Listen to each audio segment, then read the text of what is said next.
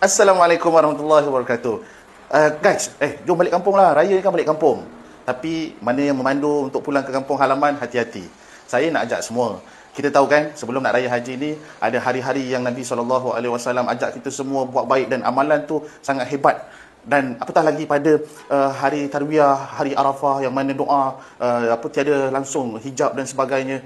Apa kata guys, you all, kita ambil kesempatan ini sama-sama berwakaf. Hari itu kita lancarkan untuk wakaf kapet ataupun pemaidani masjid UKM ni dah terkumpul sebanyak RM16,000. Alhamdulillah.